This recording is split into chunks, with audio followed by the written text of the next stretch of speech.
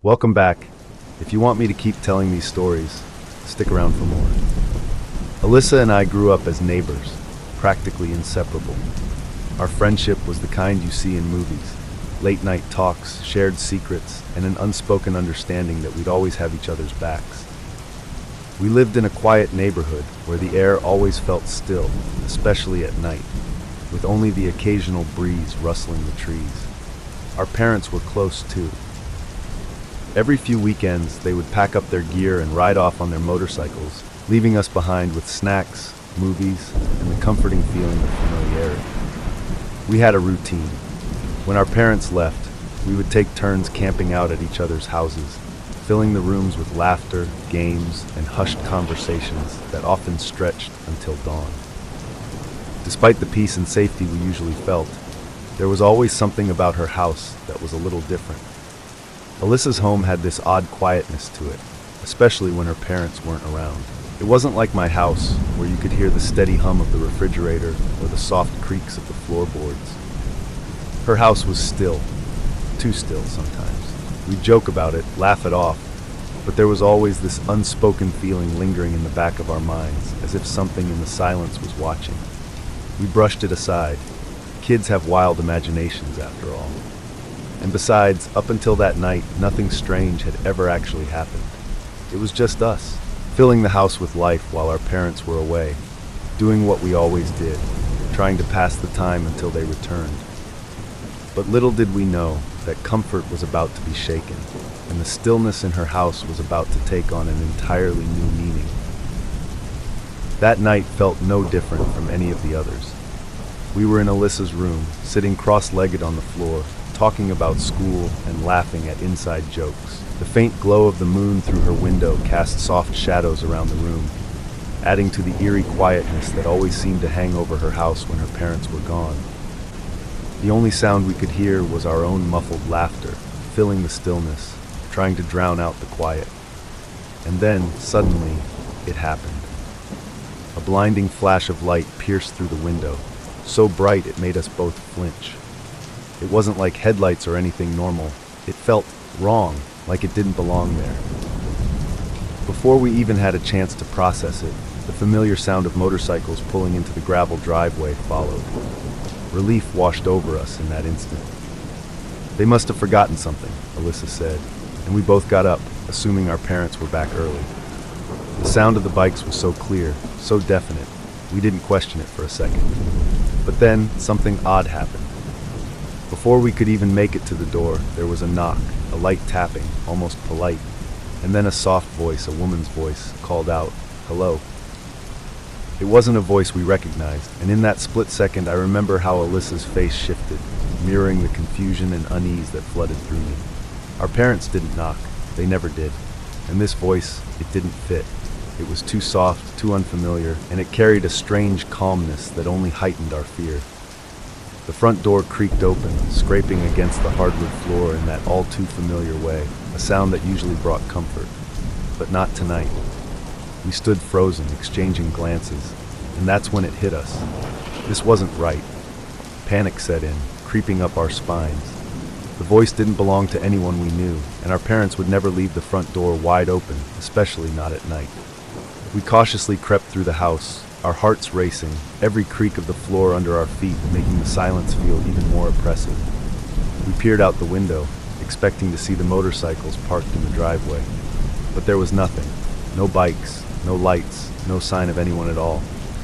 The house felt different now, like the air had changed, thickened. We searched every room, but it was as if the woman had vanished into thin air. The door, still wide open, swayed gently in the night breeze, but there was no one to close it. After we checked the house and found no one, a false sense of relief settled in. Alyssa closed the front door with shaky hands, and we both let out nervous laughs, trying to convince ourselves it was nothing more than a strange coincidence. "Maybe we just imagined the voice," I offered, though I knew we hadn't. We turned to head back to her bedroom, trying to shake off the growing tension that clung to us like a thick fog. But as we walked down the dimly lit hallway, the silence in the house felt heavier, almost suffocating. The shadows seemed deeper, darker, as if the house itself was holding its breath. Just as we reached her bedroom door, Alyssa froze in place, her eyes wide and fixed on something down the hall. Before I could even ask what was wrong, she collapsed to the floor, her body shaking with uncontrollable sobs. I rushed to her side, my heart pounding, fear clawing at my chest. I couldn't see what she was looking at, but something had terrified her beyond words. Through gasping breaths, she whispered that there was something, someone, standing in her parents' room. She described it in fragments, her voice barely above a whisper. Tall, impossibly tall, almost reaching the top of the door frame with a vague, dark outline that seemed to shift and blend into the shadows. I didn't dare look. I didn't want to see what she saw. The air around us felt thick, like the house was watching, waiting for something. My mind raced, trying to find a rational explanation, but there was none. The thing she described wasn't human. It was too tall, too still, like a figure carved out of the darkness itself. I grabbed her hand and pulled her up, my own body trembling as we stumbled back into her bedroom, slamming the door shut behind us. We sat on the floor, huddled together in silence, too scared to speak, too terrified to move. Every creak of the house sent waves of dread through us, as if the walls were alive, listening, and waiting for us to make the next move. When our parents finally returned the next morning, we told them everything, but they just brushed it off as childish imagination, something to be forgotten. But the house never felt the same after that night. Over the following weeks, Alyssa's family began experiencing more unsettling things. Objects would move on their own, doors would slam shut without warning, and the same faint, disembodied voice would sometimes whisper from the corners of empty rooms. It wasn't just a single incident. It became a pattern, a presence that lingered, watching, haunting. The final straw came when Alyssa's parents started hearing the same voice that we had heard that night, soft and almost gentle, but utterly out of place in their home. They moved out shortly after, leaving behind the house and whatever strange force had taken root there. Alyssa and I never spoke of that night again, but I'll never forget the look on her face, the sheer terror that only comes from seeing something that defies explanation, something that shouldn't be real, but was. When my husband and I first moved into the townhouse-style apartment, we thought it would be the start of something exciting, a fresh space, new beginnings. The apartment itself wasn't remarkable, but it had 2 floors, the second and third levels of the building all to ourselves, and that felt like a step up. Below us, almost directly beneath our unit, was the building's management office, which doubled as the mail area.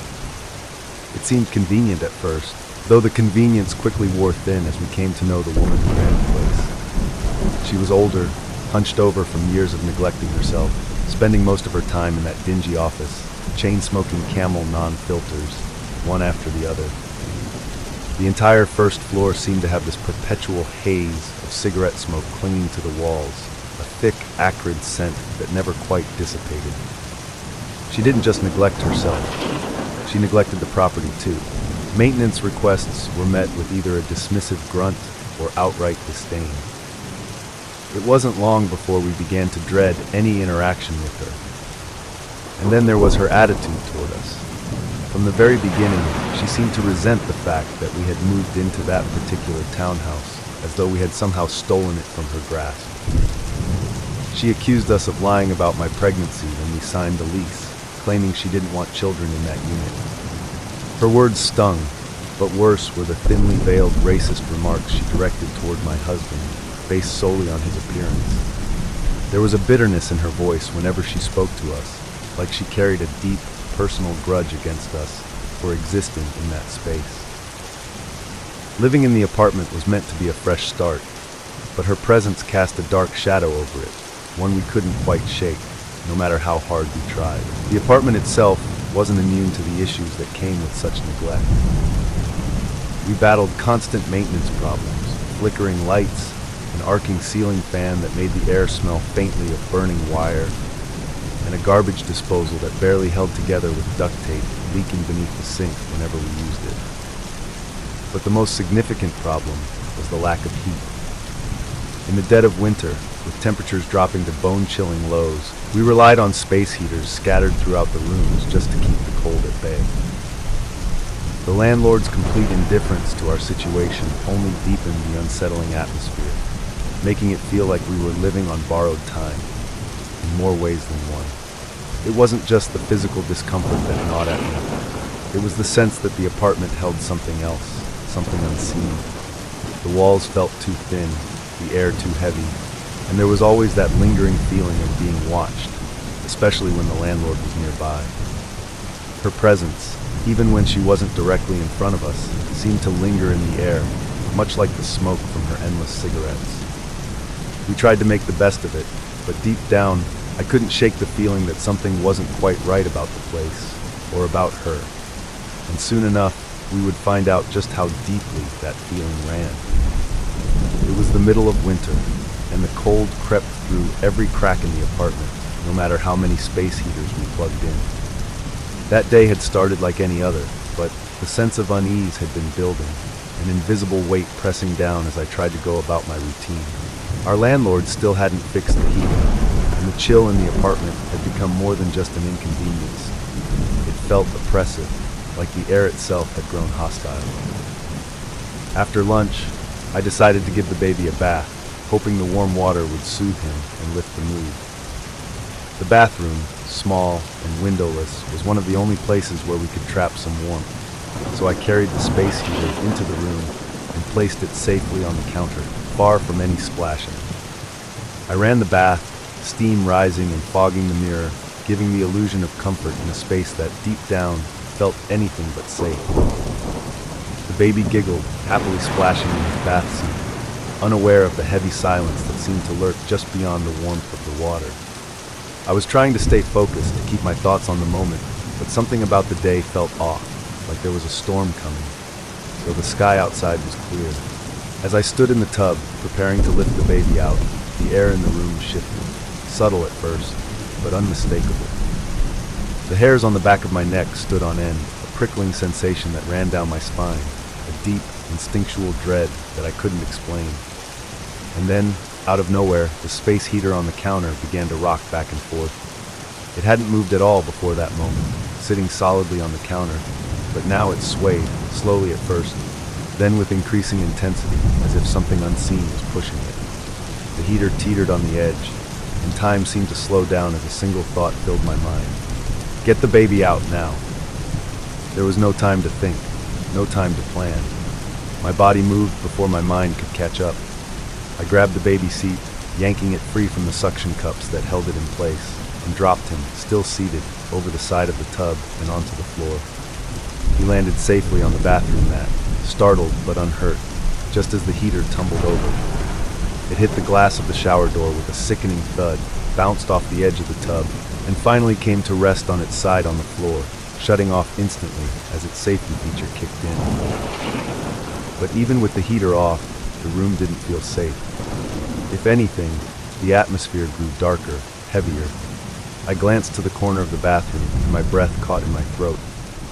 The light in that part of the room seemed to be fading, not like a light flickering or dimming, but as though the shadows themselves were growing, swelling, swallowing the light.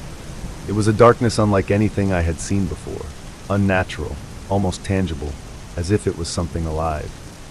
And then came the smell. It hit me all at once, thick and acrid, the unmistakable stench of Camel non-filter cigarettes. My chest tightened, and I coughed, the taste of smoke clinging to my throat, even though there was no visible haze. It was the same smell that clung to the walls of the landlord's office downstairs, a scent I had grown all too familiar with in my countless attempts to get her to fix the apartment. But now that smell was here, in our bathroom, with no source, no cigarette, no reason for it to be there. Except for her. Panic gripped me. The air was heavy with malice, an overwhelming sensation of hatred so strong it felt like someone was standing right next to me, glaring, daring me to stay in the room a moment longer. It wasn't just the cold anymore. It was a presence, dark and threatening, filling every corner of the bathroom. I didn't think, I just acted. Wrapping the baby in a towel, I bolted out of the bathroom and ran downstairs, my heart racing, every instinct screaming at me to get as far away from that room as possible. But even as I sat on the couch, clutching my baby to my chest, my eyes kept drifting back to the top of the stairs, where the bathroom sat, silent and still. The feeling of dread lingered, heavy and suffocating, like something was waiting. I stayed downstairs the rest of the day, too terrified to go back up, and even more afraid to leave the baby alone. Every time I glanced toward the stairwell, it was as if the darkness from the bathroom was creeping slowly toward us. By the time my husband got home later that evening, the terror from the afternoon still had its grip on me. I hadn't gone back upstairs, hadn't dared to set foot near the bathroom again. The baby was still wrapped in the towel, huddled close to me for warmth. The space heater had been knocked over, but the threat I had felt, the suffocating malice that had filled the room, had been far worse than any broken appliance. When my husband walked in, the first thing he noticed was the baby still undressed, his small face peeking out from under the towel. His brow furrowed, and he asked what had happened. I recounted the events in a rush, barely able to keep my voice steady.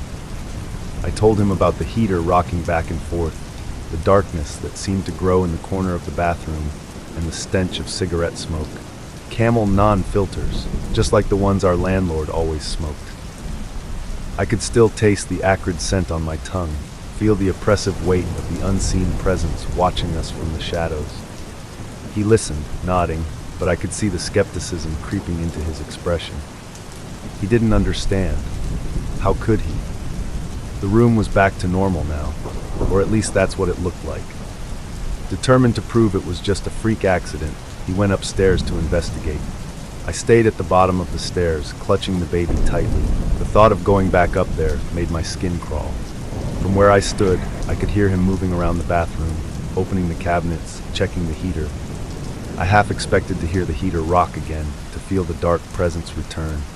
But when he came back down, he shrugged it off. "There's nothing wrong up there," he said. "The heater's fine, no damage, probably just a loose cord." But even as he spoke, I could see it in his eyes. He didn't believe it was anything serious. He laughed it off, chalking it up to paranoia and the cold, maybe a bit of sleep deprivation from taking care of the baby. But I knew. I felt it. Something had changed in that room, in the air of our home, and I couldn't shake the feeling that whatever had been there, whatever had rocked that heater and filled the room with that suffocating smell, wasn't done with us. Later that night, we were sitting downstairs, trying to relax when we heard shouting coming from the hallway below, near the mailboxes. It was Juno's son, his voice echoing angrily through the building. The tension in the air immediately thickened again, like the earlier incident was about to repeat itself. I could feel the pulse of dread returning, my nerves on edge. We had heard Juno's son yelling before, but tonight it was different. His voice was filled with a kind of anguish, something raw and unnerving. That's when we learned the truth. Juno, the old woman who had managed the building with her spiteful ways and endless cigarettes, had passed away earlier that day. She had suffered a massive heart attack in her office, not long before I had been upstairs with the baby. Her son had found her slumped in her chair, a still-lit Camel non-filter cigarette between her fingers, its smoke curling into the air above her. She had passed alone in that small, dingy office just below us. The cigarette smoke, the thick, acrid scent that had filled the bathroom, choking the air, suddenly made sense. It wasn't just in my head. I wasn't imagining things. Juno had died right below us, while I was in the bathroom, while the heater rocked on the counter, while the darkness crept into the room and filled the air with that overwhelming sense of hatred. It was her. Somehow, in those final moments, her presence had seeped through the walls, her malice and bitterness lingering in the space around us, reaching out in one last moment of fury. As the night wore on, the knowledge of her death settled over me like a heavy blanket. I couldn't shake the feeling that her presence was still there, lurking just out of sight, watching, waiting. The darkness in the bathroom, the rocking heater, the smell of her cigarettes, they weren't just accidents. They were warnings, a final display of her lingering resentment. From that night on, the apartment never felt the same. Even after the landlord was gone, her presence hung over the place like a shadow, impossible to ignore, impossible to forget. When I was 20, I found myself in a small, quiet town in Italy, the kind of place where history feels like it's seeping from every stone. My girlfriend and I had been spending time exploring the cobblestone streets, admiring the medieval architecture, when we stumbled upon a towering stone structure in the heart of the town. It was an old medieval tower, imposing and a little eerie in its age, standing tall against the clear blue sky. The sign outside said visitors could climb to the top, and something about it called to me, an adventure, a chance to see the town from a different perspective. My girlfriend wasn't interested in the climb. She preferred to stay at ground level, perhaps sensing something about the tower that I didn't. The day was warm, the sun high overhead, so there didn't seem to be any reason for concern. I wasn't sure what to expect inside, but it seemed like a harmless way to pass a few minutes. I told her I'd be quick, and with a casual wave, I stepped into the cool, dim interior of the tower. Inside, it was silent, almost oppressively so. The thick stone walls swallowed any outside noise, creating an unsettling, echoing void. A narrow, spiral staircase hugged the edges of the tower, twisting upwards with no windows to give a sense of height or direction. The air inside felt still, almost stale, as if time had paused the moment I stepped through the door. Each step I took echoed faintly, the only sound in the otherwise hollow space. I was alone, and that fact began to weigh on me as I ascended. Even though the climb wasn't long, 5 minutes at most, there was a growing sense of isolation. Without windows, I had no way of knowing what was happening outside, but I reassured myself that the day was still as sunny and peaceful as it had been when I left my girlfriend below. With each step upward, the air seemed to grow heavier, a faint tension building in the atmosphere that I couldn't quite put my finger on. It wasn't just the exertion of the climb, it was as if something unseen was shifting, waiting. Despite the sunny day I had left behind, a sense of foreboding settled in, though I tried to brush it off as nothing more than my imagination playing tricks on me in a dim, confined space. Finally, I reached the top, where a small ladder led up to a trapdoor, the only way to access the roof. When I reached the top of the stairs, my breath felt heavier, not from the climb, but from something unnameable hanging in the air. The old ladder before me creaked under my weight as I climbed toward the trapdoor, and a strange sense of apprehension washed over me. As I pushed the trapdoor open, the first thing that hit me was the stark change in the atmosphere. The warmth and brightness of the sunny day below were gone. Instead, a thick, oppressive layer of clouds had formed, casting the entire rooftop in a dull gray light. It was like stepping into a different world entirely. A world disconnected from the sunny reality I had just left moments ago. The transformation was unsettling, and I found myself hesitating before stepping fully onto the roof. The sky was no longer welcoming, it was threatening, with dark clouds that seemed unnervingly close, as if they were pressing down on the tower. I couldn't hear the birds or the distant sounds of the town below, just the low rumble of something distant, something that felt like it was drawing closer. I wasn't sure if it was thunder or just the wind howling through the ancient stone structure, but the atmosphere was charged, alive with tension. Cautiously, I stepped out onto the roof, and immediately the wind whipped around me, cooler than I had expected, cutting through the warmth I had felt inside the tower. The roof itself was encased by a rusted metal cage, the bars wrapping around the perimeter like a skeletal barrier, preventing anyone from stepping too close to the edge. The cage should have made me feel safe, but instead, it added to the claustrophobia, trapping me under a sky that felt heavy with menace. That's when I saw it, an arc of electricity leaping between the metal bars. It wasn't a full lightning strike, not the blinding kind you'd expect in a storm, but something subtler, almost like static, but larger, more deliberate. The flash was enough to send my heart racing. It crackled and hissed, lighting up the space between the bars in a quick burst. A deep sense of dread settled over me, and my pulse quickened with the realization that I was standing on the roof of a tall, metal-framed tower in what could quickly become a lightning storm. I scanned the sky nervously, expecting a strike at any moment, half hoping the strange electricity had been my imagination. But then I heard it, a distant rumble of thunder, low and menacing, rolling across the sky like an approaching predator. The air felt charged, thick with energy, and I knew I had to get down, fast. Every instinct screamed that the tower was about to be struck, and there was no safety up here. The ladder seemed impossibly far away, and as I moved toward it, I could feel my skin prickling, like the air around me was alive, humming with potential danger. I took one last glance around, but the view wasn't worth the risk. The town below looked small and distant, but the sky above was what consumed my focus. Dark, angry clouds swirling in patterns that seemed almost unnatural. I wasted no more time and hurried back down the ladder, my hands shaking as I fumbled with the trapdoor. Every step down the stairs felt too slow, each echo of my footsteps bouncing off the cold stone walls, reminding me how alone I was. The sense of something closing in, of an impending strike, followed me down with every step. All I wanted was to be back on solid ground, away from the charged air and that eerie metal cage on the roof. By the time I reached the bottom, I was practically running, desperate to get out of the tower, out from under the oppressive sky. But as I pushed open the heavy wooden door and stepped outside, I was met with a shocking sight. The sun, bright and cheerful, shining down on the town as though nothing had happened. The sky was clear, not a cloud in sight. The air was warm again, and the wind had calmed. It was as if the storm on the rooftop had never existed. My heart still raced, my body still on edge, but the world around me had returned to its peaceful, sunlit state. Stepping out of the tower into the sunlight was like waking from a bad dream. The stark contrast between the dark, stormy rooftop I had just fled and the vibrant, calm scene before me was disorienting. The sun beamed down warmly, casting long, golden shadows across the cobblestone streets, and the sounds of life in the town.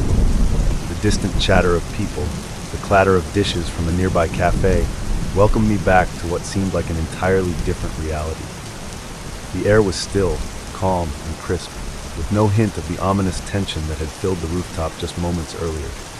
I stopped for a second, blinking in disbelief, trying to reconcile what I had just experienced with the scene in front of me. My girlfriend was waiting for me at the bottom of the tower, sitting on a bench, her face relaxed as she flipped through her phone. She looked up as I approached and immediately noticed something was wrong. "What happened?" she asked, her brow furrowing as she saw the expression on my face. I didn't answer right away. I was still catching my breath, still trying to piece together what had just occurred. I glanced back up at the tower, half expecting to see the dark clouds still swirling ominously above it. But there was nothing, just a clear blue sky with not a cloud in sight. It was like the entire experience had been wiped clean, as though I had stepped through a doorway into another world for a brief, unsettling moment. I told her what had happened, recounting the sudden change in weather, the electricity arcing between the metal bars, and the deep sense of foreboding that had taken over the moment I reached the top. I could see her skepticism, though she listened intently. She kept glancing up at the sky, as if expecting to see some sign of the storm I was describing, but she only saw the same clear, bright day that had existed while I was inside. "Are you sure?"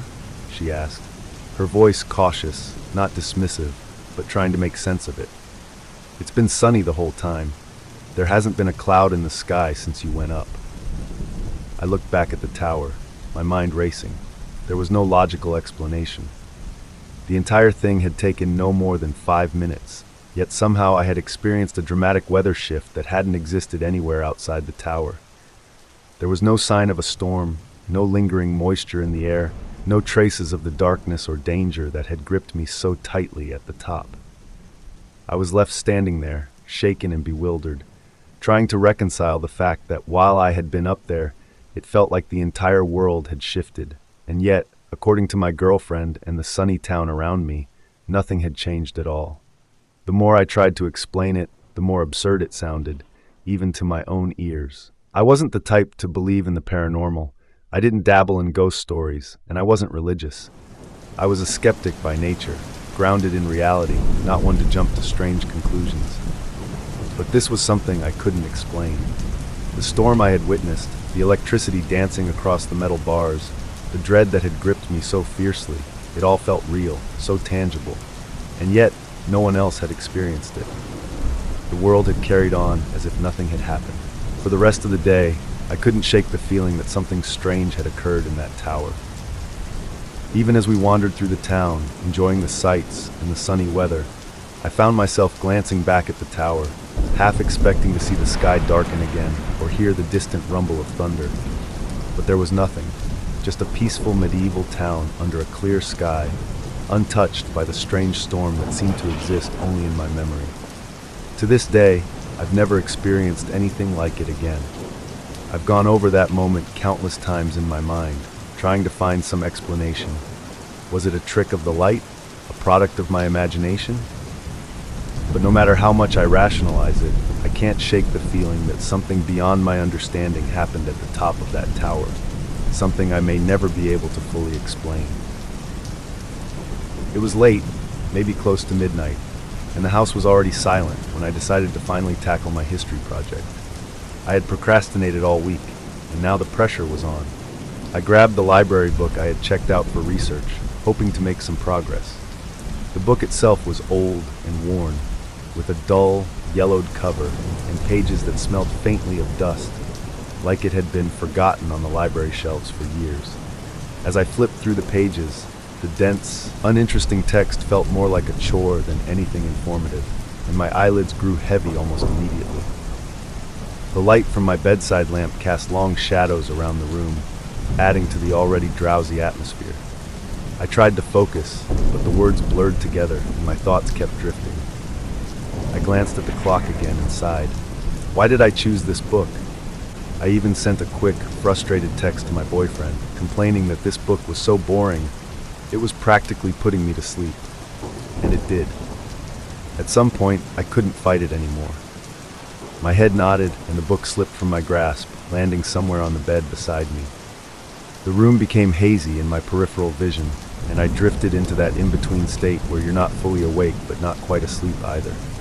The warmth of my bed, the gentle rustle of my blankets, and the dim glow of the lamp lulled me deeper until I was completely unconscious, leaving the book lying next to me, forgotten. But as peaceful as the moment should have been, there was an odd feeling in the back of my mind, something I couldn't quite shake. A sense of unease, subtle at first, like something was lurking just outside the edges of my awareness, waiting for me to fall asleep. It started with an unsettling shift, the kind of sensation that makes your skin crawl even though you're lying perfectly still. I was trapped in that strange, disorienting state between sleep and wakefulness, when you're aware of your surroundings but powerless to move. My body felt impossibly heavy, like I was pinned to the bed by an unseen force. I tried to shift, to lift even a finger, but it was useless. My limbs refused to cooperate. That's when I noticed the darkness in the room felt different, thicker somehow, like it was pressing in on me from all sides. As my eyes scanned the dimly lit space, I saw him, a shadowy figure standing in the corner of my room. At first, I thought I was imagining it, that my half-asleep brain was conjuring up shapes from the shadows. But the figure was too solid, too deliberate in its movements. It wasn't just standing there, it was watching me. The terror hit me like a wave, cold and suffocating, as the figure moved slowly toward the center of the room, gliding as if it wasn't bound by the usual constraints of movement. My heart pounded in my chest, each beat reverberating in my ears, but I couldn't do anything to defend myself. My entire body screamed to move, to run, but I was frozen, paralyzed under an invisible weight. My breaths came shallow and rapid as I tried to scream for help, but no sound came out. I was trapped, helpless, as the shadowy figure began to inspect my room, moving like it belonged there, picking up small objects from my dresser, a picture frame, a small figurine, and then setting them back down, as if it was curious but not entirely present. Even in the midst of the terror, something about the figure felt wrong, as though it wasn't fully there, like it was made of shadow and air rather than flesh and bone. It never quite came into focus, its form remaining blurred and vague, but I could feel its presence, heavy and malicious, filling the room. I forced myself to focus on it, desperate to understand what I was seeing, but the figure remained elusive, like it was made of smoke, shifting and unfocused. It was human-shaped but featureless, like a living shadow detached from anything real. The fear grew sharper as the figure made its way to the side of my bed. It moved with a deliberate slowness, like it was savoring the moment, knowing I was powerless to stop it. I wanted to close my eyes, to look away, but I couldn't. I was forced to watch as it stood over me, looming. It didn't speak, didn't move, just watched me. The air around me felt thick with tension, as if time itself had stopped. Seconds stretched into what felt like hours, and the terror that gripped me was so intense that it seemed to seep into my very bones. And then, slowly, it reached down. I felt my stomach lurch with dread as its hand, if you could even call it that, hovered near me. It didn't touch me, but I could sense its presence, cold and overwhelming. It picked up the library book, the one I had fallen asleep reading, and without a word or a glance back, the shadow turned and walked out of the room, vanishing into the hallway. The door didn't creak, no footsteps echoed. It was as if it had never been there at all. But I knew it had been. I lay there, heart pounding, paralyzed in fear, the darkness still lingering in the room long after the figure had gone. When I finally woke up, the paralyzing fear from the night before still clung to me like a heavy blanket. My heart was still pounding, and my room, once so familiar, now felt foreign, as if it had been tainted by the presence of that shadowy figure. The sunlight filtering through the curtains did little to comfort me. The details of what had happened in the night played over and over in my mind. Was it just a dream? A hallucination brought on by sleep paralysis? I wanted to believe that it had all been some strange, terrifying figment of my imagination. But deep down, I couldn't shake the feeling that it had been something more. I sat up in bed, still feeling the heaviness in my limbs, and glanced around the room. Everything seemed in its place, except for the book. The library book I had fallen asleep reading was nowhere to be found. At first, I figured it must have slipped off the bed during the night, maybe fallen under the covers or onto the floor. I kicked off the blankets, hoping to spot the dull, yellowed cover among my scattered belongings, but there was no sign of it. Panic started to rise in my chest as I scoured my room, checking every corner, every inch of the floor, even under the bed. The book had vanished. I tore apart my room, pulling out drawers, rifling through my desk, and even emptying my backpack, thinking I must have misplaced it in my sleepy state, but it wasn't anywhere. The book was simply gone, as though it had been taken. That's when the memory of the shadowy figure walking out of my room with the book in hand came flooding back. My mind reeled at the thought. Could that really have happened? It seemed impossible, but I couldn't ignore the gnawing feeling in my gut that told me the figure hadn't just been a dream. I tried to rationalize it, telling myself I must have lost the book some other way, that it was probably still hidden somewhere in my room or the house. But the more I searched, the clearer it became that the book was truly missing. I even went downstairs and asked my mom if she had seen it. She hadn't. She was convinced I had just misplaced it, and when I mentioned the strange experience I had during the night, she brushed it off as my subconscious mind creating a coping dream. My brain's way of dealing with the stress of losing the book. She said I probably lost it before falling asleep, and the shadowy figure was just my mind making sense of it. But I knew better. I had fallen asleep with that book next to me, and I had sent a text to my boyfriend before bed, complaining about how boring it was. I knew it had been there. Days passed, and the book never turned up. I scoured every room of the house, even checked in places it couldn't possibly be, hoping it would miraculously appear, but it didn't. It was as if the book had been swallowed by the shadows, taken by the figure in my paralysis. The event gnawed at me, casting a long shadow over the following weeks. I couldn't explain it, but the book was gone, and in its place a sense of unease lingered in my room, as if the figure had left more than just an empty space behind. Eventually, I had to go to the library and explain that I had lost the book. I paid the fine, embarrassed and confused, still unable to wrap my mind around what had happened that night. The librarian asked if I was sure I couldn't find it anywhere, and I just nodded, my stomach twisting at the memory of the shadowy figure. No one believed my story, not really. And to be honest, I wasn't sure I even fully believed it myself. But every time I think back to that night, I can still see the figure standing over me, watching, and then leaving with that book in hand. The sense of dread hasn't fully left me, even all these years later. I never found the library book, and the memory of that shadowy figure still haunts me, a reminder that sometimes even the most ordinary things can slip into the realm of the unexplainable. A few years ago, back when I still used a flip phone, things were simpler. No constant notifications, no endless scrolling. It was just me, my contacts, and the occasional call or text. One day, though, I received a call from an unfamiliar number. When I answered, a stranger on the other end asked, "Is Emily there?" Confused, I told them they had the wrong number. The caller apologized and hung up. At first, I thought nothing of it, just a simple mix-up. But the calls didn't stop. Over the next few months, the same question would pop up again and again. Is Emily there? Different voices, different numbers, but always the same name. Sometimes it was a man, sometimes a woman, sometimes young, sometimes older. At first, the frequency was manageable, once or twice a week, but it was odd enough to stick with me. Why were so many people looking for this Emily? Who was she? Why my number? The unease grew as the calls kept coming, especially because they came at all hours. A few of the calls came at 3 a.m., jolting me awake in the dead of night. Those were the worst, not just because of the timing, but because of the disorienting feeling of being pulled out of sleep, only to answer a call that shouldn't have been for me. Each time, I'd groggily explain that there was no Emily here, and the caller would hang up, leaving me lying in the dark, staring at my phone, wondering why they kept asking for her. The randomness of it all made my skin crawl. The voices on the other end never seemed surprised when I told them they had the wrong number. They just hung up, as if that was expected.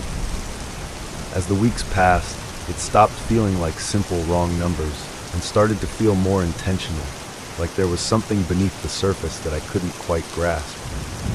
The fact that the calls came from different numbers only added to the strangeness. No one seemed to be calling back. It was always someone new. After months of fielding these bizarre calls, my curiosity started to outweigh my initial unease. It didn't make sense. Why were so many different people asking for Emily? One day, after another random caller hung up, I decided to do something I hadn't tried before. I hit redial. I wasn't sure what I was expecting, maybe to finally get some answers, but what happened next only deepened the mystery. Instead of ringing or connecting me back to whoever had just called, I was met with a cold, automated voice. The number you are trying to reach does not exist. I stared at my phone in disbelief. How could the number not exist? Someone had just called me from it. Confused but determined to figure this out, I went back through my call history, scrolling through all the previous numbers that had asked for Emily. I redialed a few of them, hoping it was just a one-off glitch. But with each number I got the same result. This number does not exist. A chill crept up my spine. It was as if the calls were coming from nowhere, or worse, from somewhere that wasn't supposed to exist. The idea of calling back these people I had heard speak only moments earlier, only to find their numbers vanished, left me feeling more unsettled than ever. The calls had never seemed malicious before, but now something felt wrong, like there was a piece of this puzzle I wasn't seeing. Still determined to find out where these calls were coming from, I took it a step further and Googled the numbers. Most of them appeared to be from random locations across the Midwest, North Dakota, Montana, Kansas, places I had no connection to, and as far as I knew, neither did anyone named Emily. The randomness of it all made my head spin. There was no pattern, no rhyme or reason to the locations, but somehow they were all connected by this mysterious search for a woman I didn't know. With each call, I began to feel more on edge, more paranoid. What were these calls? Why couldn't I call them back? It didn't help that no matter how many times I tried to find answers, I was left with the same void. The number didn't exist. Each failed redial made me feel as though I was being drawn into something deeper, something I didn't understand. It was no longer about a wrong number. It was about something stranger, something that felt like it was slowly creeping into my life in ways I couldn't stop. By the time I had tried redialing multiple numbers and found they didn't exist, the situation had moved from puzzling to deeply unsettling. The calls continued, but something had shifted.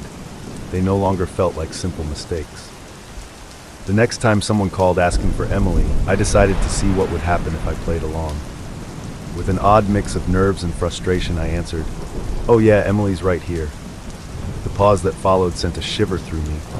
After a brief moment of silence, the voice on the other end, calm, almost knowing, responded, "No, she isn't," and then abruptly hung up. My stomach dropped. They knew she wasn't there. It wasn't a random guess or someone searching for a friend. They were certain Emily wasn't with me, as if they understood something I didn't. From that moment on, the calls began to take a darker, more ominous turn. Instead of coming from numbers I could see and identify, I started receiving calls from unknown numbers. There was no way to track them, no way to redial. Whoever or whatever was on the other end had become more elusive, more intentional. The worst part was how these unknown calls would hang up as soon as I answered, leaving me with nothing but the silence and a growing sense of paranoia. Each time my phone would ring, my heart would race, but when I answered, the line would immediately go dead, the caller never saying a word. The silence on the other end was suffocating, more unnerving than the voices had been. The hang-ups weren't accidental. They felt deliberate, like the caller was toying with me, testing my nerves. But then there was one call that was different. This time, when I answered, the person on the other end didn't hang up. For several long seconds, no one said a word, but I could feel someone was there, listening. The silence wasn't empty. It was heavy, like someone breathing quietly just beyond my reach. I pressed the phone closer to my ear, straining to hear something, anything. But the longer the silence stretched on, the more the unease in my gut twisted into dread. I didn't dare speak. I waited, my breath shallow, my heart pounding in my ears. The tension was unbearable, and I realized whoever was on the other side wasn't going to say a word. They were just listening, as if they were waiting for me to break. There was something deeply wrong about the silence, a quiet that felt like it was filled with intention, almost like they were enjoying the fear they were creating. The calls kept coming, each one a reminder that something was off, something beyond my control. The mix of random voices, the eerily calm responses, and the unknown numbers started to blur together, creating an atmosphere that felt like I was being watched, listened to, by someone or something I couldn't trace. It wasn't just the calls, it was the feeling of dread that lingered after each one, the growing paranoia that there was more to these calls than just a mistake. The calls had become more than an annoyance. They had taken on a life of their own, weaving themselves into my reality, leaving me with an ever-present sense of fear. It had been one of those rare moments when the house was completely mine, and I decided to take full advantage of it by drawing a long, relaxing bath. The day had been uneventful, and I was looking forward to some peace and quiet. My dogs, always curious and energetic, tend to follow me everywhere, so I made sure to close the bathroom door behind me. I knew from past experiences that if I didn't, they'd find a way to push their way in, their paws clattering on the tiles as they tried to jump into the tub.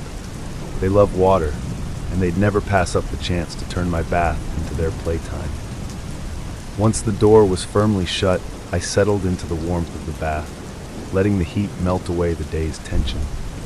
The house was silent, the kind of silence that feels too quiet when you're used to the constant noise of barking, footfalls, or the low hum of background sounds. At first, I thought nothing of it. It was a rare moment of calm, something to be enjoyed. My dogs, who usually bark at the slightest disturbance, were outside playing, which struck me as a bit unusual. They rarely stayed outside for long on their own, but I didn't mind, figuring they were preoccupied chasing each other or investigating whatever had caught their attention in the yard. The water lapped gently around me as the minutes stretched into what felt like a timeless bubble of peace. I let myself sink deeper into the stillness, the steam filling the air, the warmth enveloping me. Normally I'd hear the dogs pawing at the door after a few minutes, eager to join me, but this time there was nothing, just the quiet hum of the house and the muffled sound of wind outside. In that moment it felt almost perfect, too perfect perhaps. The longer I stayed in the bath, the more I noticed how complete the silence was. The absence of noise, of any sound at all, became more noticeable the longer I soaked. There were no footsteps, no creaks, no signs of life beyond the bathroom walls. It was almost unnerving in its stillness. But I pushed the thought aside, brushing it off as my mind overthinking things in the solitude.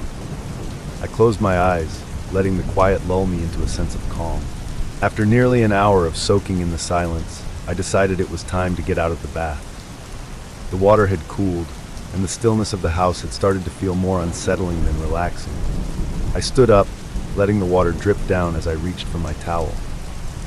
As I wrapped myself up, I noticed again how utterly quiet everything was.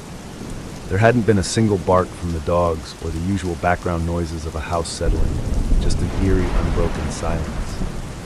I turned toward the bathroom door, reaching for the handle with the expectation that once opened, I'd be greeted by my eager dogs, who normally camp out right outside the door, waiting for me to come out. But as I opened the door, I was immediately met with something that made my heart skip a beat. There, directly in front of the door, was a small table from the living room, moved so close that it blocked my exit. I froze for a moment, staring at it, trying to make sense of what I was seeing. The table was one I had walked by 1,000 times, usually sitting undisturbed in the corner of the living room, a spot where I kept a few books and a plant. There was no logical reason for it to be right there, pushed against the bathroom door. I hadn't moved it, and I'd been alone in the house the entire time, or at least I thought I had been. My mind raced, trying to figure out how the table had ended up in front of the door without me hearing it. The floors in the house creaked with the slightest pressure, and dragging something across them would definitely make noise, but I hadn't heard a single sound. I stood there in my towel, dripping water onto the floor, my eyes locked on the table. It was as if time had slowed down. The more I looked at it, the stranger it felt. How could something so significant happen? An entire piece of furniture being moved, without me noticing. The door had been closed the whole time, and I was a light sleeper, the kind of person who wakes up at the faintest sound. And yet, here this table stood, perfectly positioned to block my exit, like it had been placed there deliberately. I tried to rationalize it.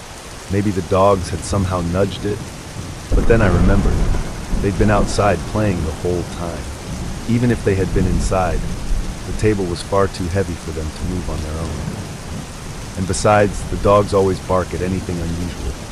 If someone or something had moved the table, why hadn't they raised the alarm? They bark at the slightest noise or movement, and yet they had been quiet, eerily so. My pulse quickened as I stood there, staring at the table, the silence around me growing heavier with each passing second. Something wasn't right. I hadn't heard a thing while it was happening, and now the sight of that table, moved with precision in front of the door, left me with a growing sense of dread. I stood there for what felt like an eternity, the bathroom door halfway open, my eyes fixated on the table. The silence that had once been comforting now felt oppressive, thick like a blanket that I couldn't shake off. My mind raced, trying to make sense of it. Who could have moved the table? How had I not heard it? I cautiously stepped out of the bathroom, the air around me feeling colder than it had before. The faint dripping of water from my body onto the floor seemed unnaturally loud in the otherwise dead silence. I approached the table slowly, as if it might explain itself if I stared at it long enough. But it didn't.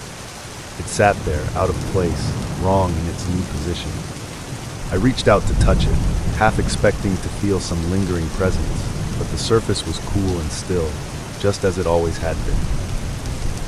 It was a solid, heavy piece of furniture, something that would require deliberate effort to move, not the kind of thing that could be nudged casually out of place. The reality that it had been moved, while I had been mere feet away, oblivious in the bath, began to sink in, and the sense of unease deepened. My thoughts turned to the dogs. They'd been outside the entire time, something that felt strange in itself. Normally they'd bark at the slightest noise, or at least come scratch at the door, eager to be let inside. But they hadn't.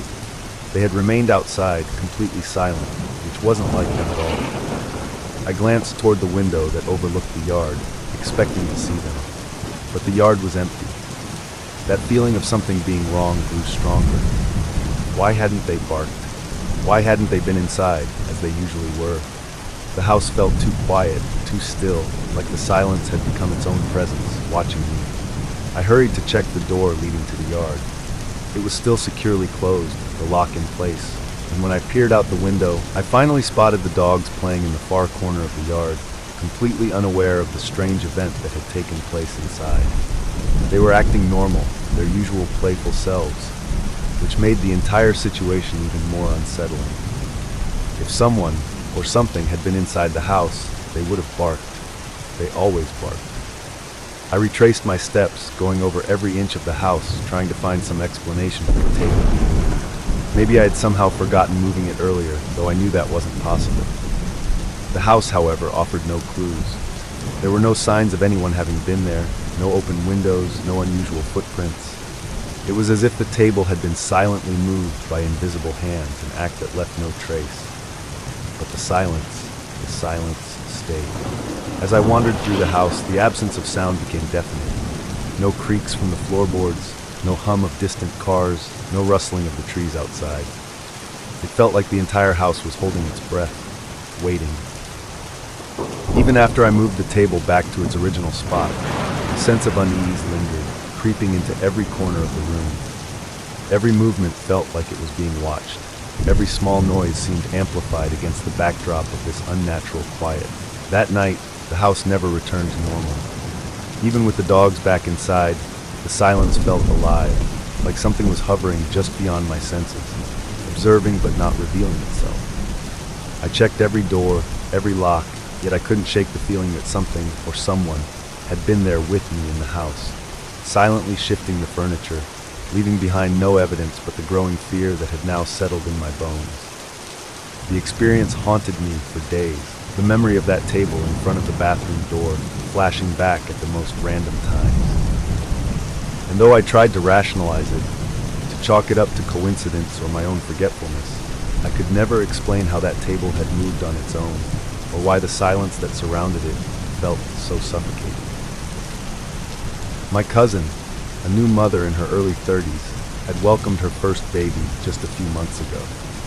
Like many first-time parents, she was cautious and slightly anxious, which led her to invest in a baby monitor with video feed, a modern guardian of sorts that allowed her to watch over her infant from any room in the house. The baby's bedroom was at the far end of the hallway, isolated enough to provide peace for the child's sleep, but distant enough to create an uneasy reliance on the small screen of the monitor.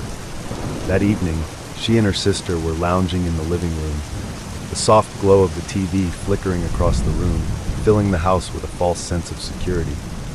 The monitor sat silently on the table next to them, its static hum occasionally disrupted by the faint sounds of the baby shifting in the crib.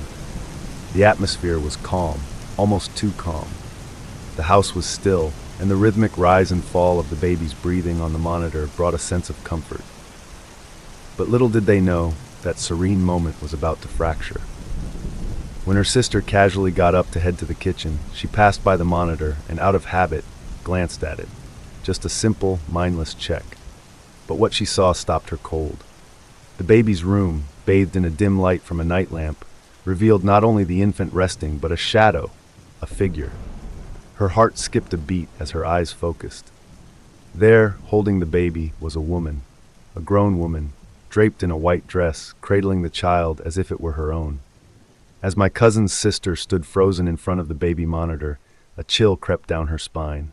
Her eyes locked on the screen, unable to tear herself away from the sight. The woman on the monitor wasn't blurry or distorted like a trick of the light. She was clear, unmistakable. Dressed in a flowing white gown, the figure had a calmness about her, yet something about the way she cradled the baby felt wrong, disturbingly wrong. The baby rested peacefully in her arms, as if completely unaware of the eerie presence that shouldn't have been there. The living room, which moments before had felt warm and familiar, now seemed suffocating. A creeping dread filled the air, and the soft hum of the television became a background noise, irrelevant to the horrifying realization unfolding before them. Slowly, almost robotically, the sister backed away from the monitor, her legs weak with fear. She couldn't bring herself to believe what she had just seen, but her body reacted instinctively, driven by the primal urge to flee or fight. When she reached my cousin, her voice was low, shaking with disbelief. "There's a woman in there, with the baby," she whispered, barely able to form the words. My cousin's initial reaction was confusion, maybe even irritation. thinking her sister was playing some sort of cruel joke. But the look on her sister's face, pale as a ghost, eyes wide with terror, said otherwise. Time seemed to slow, the air thick with tension as the weight of those words sank in. Alone in the house, just the two of them, yet the monitor was showing a third figure, an intruder who had somehow entered without a sound, without a trace. Panic surged through them both. The thought of someone or something holding the baby in the next room paralyzed them. Their minds raced. Was it a home invasion? Had someone broken in? But there had been no noise, no sign of forced entry. Everything was locked. And who was this woman, dressed in white, seemingly from another time? They had no answers, only a sickening sense of dread that grew by the second. With their hearts pounding in their chests, they bolted down the hallway, the soft thud of their footsteps echoing off the walls as if the house itself were holding its breath. Every corner of the house now seemed sinister, as though it was hiding secrets in its shadows. The hallway, usually a brief walk, felt unnervingly long. The dim light overhead flickered slightly, casting elongated shadows, heightening their fear. The monitor had shown that woman, so real, so close to their sleeping baby, and the distance between them and the nursery felt like an eternity. When they reached the door, they hesitated for a split second, afraid of what they might find on the other side. The thought of seeing that mysterious figure in person, standing there with their child, paralyzed them briefly.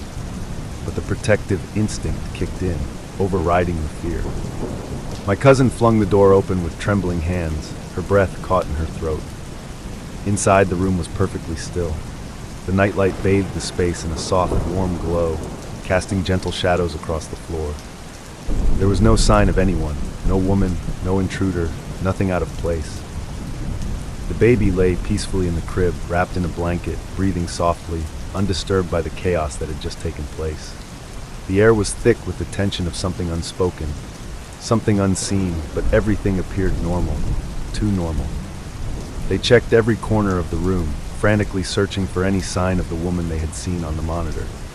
The windows were closed, locked tight as they had left them. The closet door was ajar, revealing only clothes and baby supplies, nothing that could explain what they had witnessed. Every rational explanation seemed to dissolve in the unsettling quiet of that room. My cousin's sister, shaken, kept staring at the crib, replaying the image of the woman in her mind. There was no doubt about what she had seen. It wasn't a trick of the light or a glitch in the monitor. That woman had been there, holding the baby as real as they were.